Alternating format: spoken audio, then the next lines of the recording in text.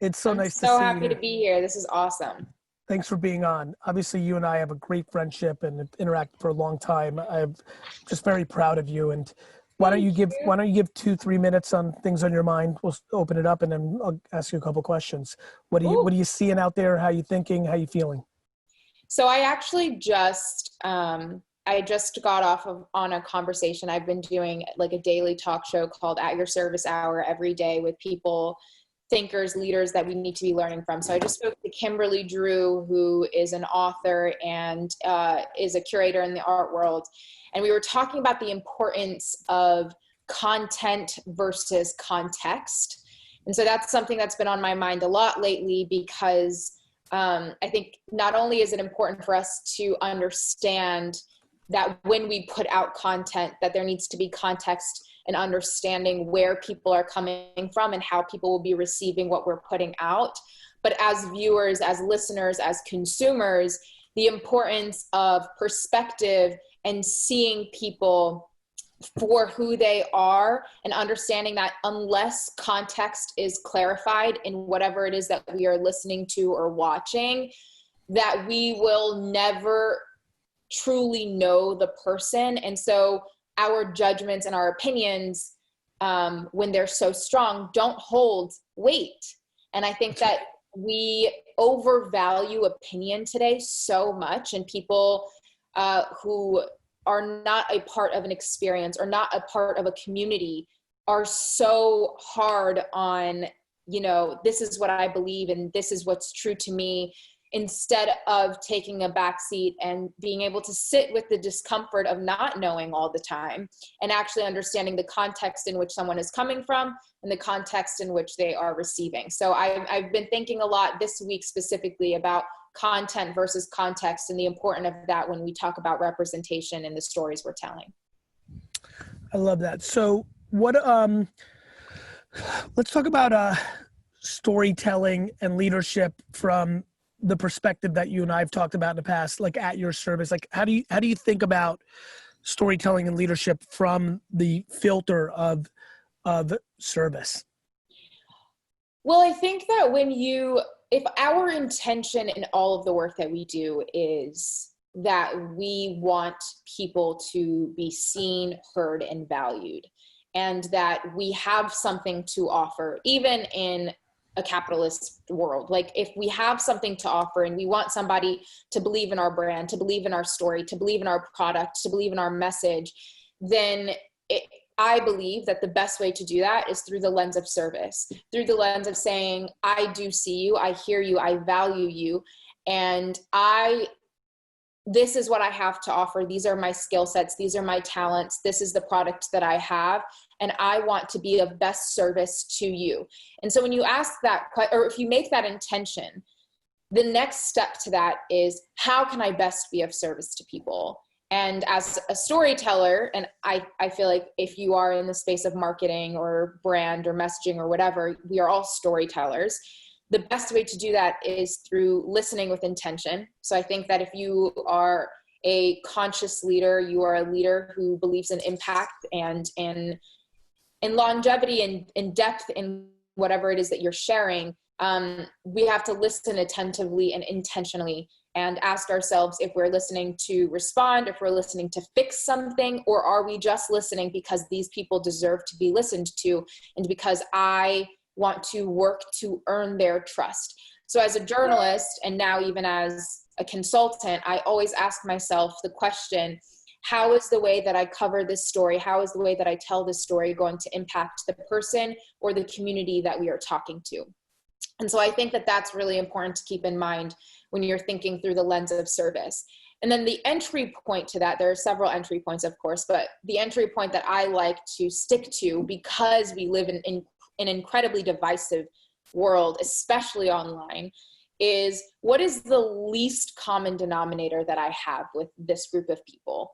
What is the entry point of commonality that I can find?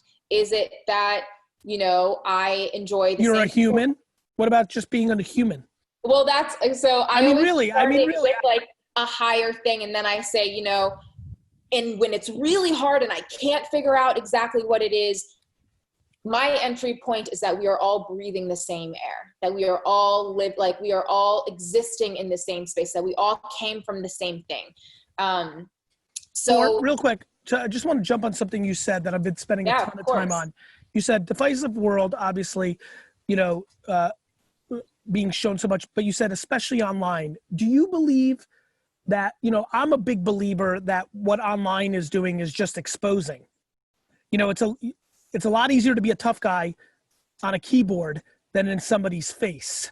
Sure. And that because we didn't have it before, a lot of the actual thoughts were just hidden because now everything's just being documented. That we're not especially more divisive and whatever we are online. It's just the exposure of who we actually are. Thoughts? I agree with you to a small extent. Okay. And the reason for that is because I don't think most of us are independent thinkers because of online. And so, right. But real quick, before then, if we're not independent thinkers, then what we had was Walter Cronkite or David Jennings or the newspaper, right? Like I'm just very curious about how you see this. Totally. I mean, Walter Cronkite was one of the most objective journalists of our time, and he introduced, or was one of the journalists who introduced the fact of reporting just the facts. Yep. So the thing about today, and I mean, I have a whole theory on objectivity and if it even exists today and if it should, but I think that today you can have people are being exposed 100% for what they think, for what they feel, but it's being exacerbated by the fact that it's hive mentality. Everybody wants to know, like before you tweet. But did hive mentality exist before, just in a much smaller pocket? Was it you and your uncles? Yeah, I mean, that's the echo chamber that you lived in. Well, that's the punchline. The punchline is the harm that's being done. The harm that's being done today is that before you are even presented the story or the facts, before you're presented the facts, you are bombarded with different perspectives and opinions, and then you are shamed into thinking one thing, and then you can never actually sit with yourself and say, is this what I actually think? I think that's different from growing up and talking politics and talking religion and talking whatever in your household, and I think this way because this is what I grew up with. But I mean, because I think growing up in the 80s and 90s, I thought different things than family members and other things, and people tried to shame me into seeing it. The second it's a very interesting game of, is the masses doing it more than 4 influential people in your circle or less? It's just interesting. I don't think it's a wrong right question, but it's something that I really feel passionately about, though. Because me too. Me too, by the way. In the opposite direction. I get it, but there's always been influences. There has always been influences, but you're also talking about where's accountability? Where's accountability in this conversation? Exactly, and you can't this whole notion that I'm a bad person because my uncle or because of Twitter fucking sucks. Yes, but here's the thing: accountability, and that's why I said that your opinion and your judgment does not hold weight if you don't have full context. The fact of the matter is, unless you are sitting down with people who are a part of that community, unless you're doing the work and educating yourself and doing the unlearning, you aren't going to get there. And that, to me, it's like a majority of the opinions that you are seeing online take up space. It's noise. It's not fair. And it's unproductive to so many people who are doing the work on the ground, who are trying to educate us. What's the solution of that? The solution of that is shutting up and listening. It's that's very nice, but okay. Let me continue though. Go ahead. So it's making a commitment to learn, making a commitment to listen, and then stepping away at times. Like I do my best to stay off of social media and stay off of the internet when things are erupting, because I find it important to myself that I need to, one, educate myself on matters, and then two, more important for me to sit with myself and try to come up with what my actual thoughts are on this, instead of just seeing what my echo chamber is echoing and then being tied to that. But like it does, but why why do we feel so entitled to have to voice our opinions all the time?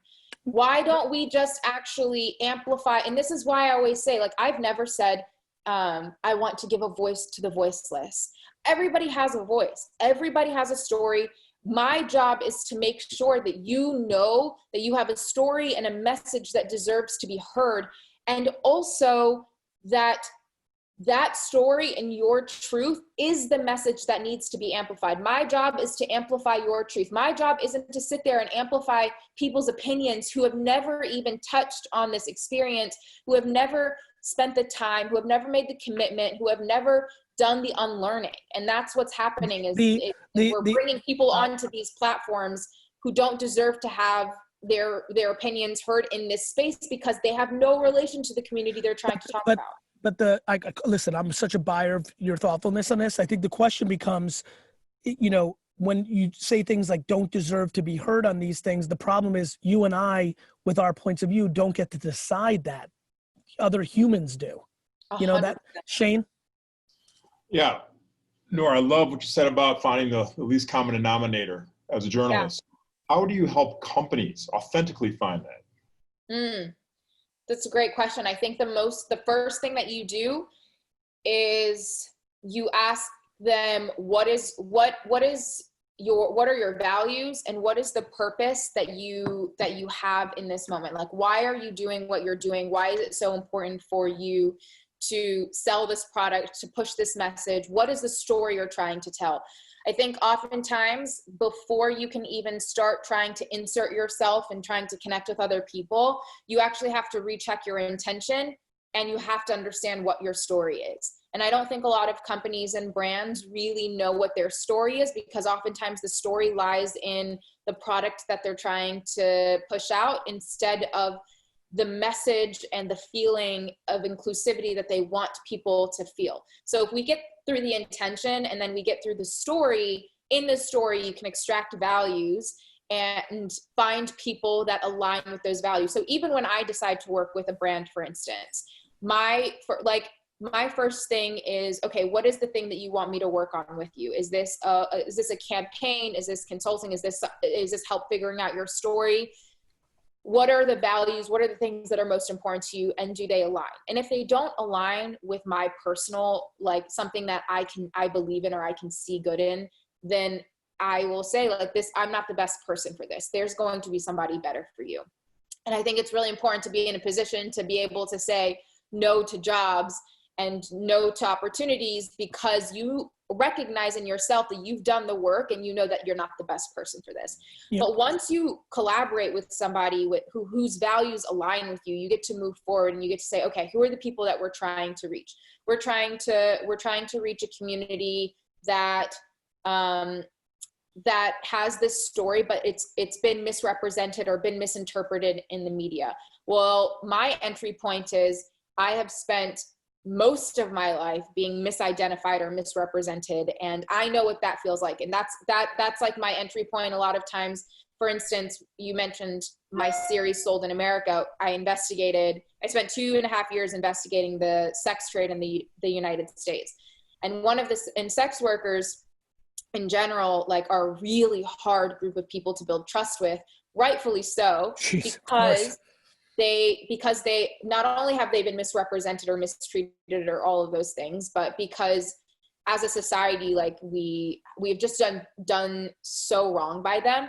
So it's incredibly hard to build trust. There was a trans sex worker that I interviewed, and I remember she said to me, you know, I wrote a blog post many years ago about how I related to Muslim women who wear the hijab more than anyone because society was so obsessed with how we dressed. And her saying that came from like me having the conversation with her about, you know, like, I just want to say thank you so much for giving me this time, because I know it's hard to trust people. And I want you to know that I'm not going to run with your story. I'm not going to do these things. I know what that's like. And then she led with that. And that was our foundation. Now, granted, that's like a really incredible foundation to build off of, because it was a foundation of trust that happened pretty quickly. But that takes investing time in. Like, there's been in an opposite perspective. I remember during that series, I flew myself out to Las Vegas, and I spent a full day with a group of sex workers before I brought my team out to film the interview. And I spent a full day building trust with them, hearing them, listening to them. And then when I brought my team out, we spent 9 hours in a car outside in like 100-some degree weather, and they wouldn't open the door, and they decided that they weren't comfortable doing the interview. Yeah. And it was like, we had already, and I have to say, like, you know what? That's okay. Everybody is entitled to whether or not they want to share their story, but I did the work, I invested the time, and I did what I could. And if you're not willing to invest the time and this, when it comes to marketing and brands, it's literally taking that journalistic integrity and using that as a blueprint for anything story related when you are trying to build trust with a community. And if you are able to do that, people will be disarmed. They will be able to understand that you actually care, which at the end of the day, you should actually care. If your intention is to serve a community, you have to be able to get to a point that you care. And that is never done through a lens of loss. You are never losing when you actually care and you actually invest in the people that you are trying to serve, because that not only does that garner trust and loyalty, but you also find so many more doors that open up for opportunity. Because when one community gives you like, you know, credibility, and they're like, no, they do their work. They spend time building trust. They see us, they whatever. It's like spreads like wildfire, because it's not common to see people do something with such intention and take the time to really invest in the story behind what it is they're trying to sell. I love it, Noor. I always love when we get to jam. I'm really proud of you. I hope you're well. Thank you. Thanks for being on. Thank you so much.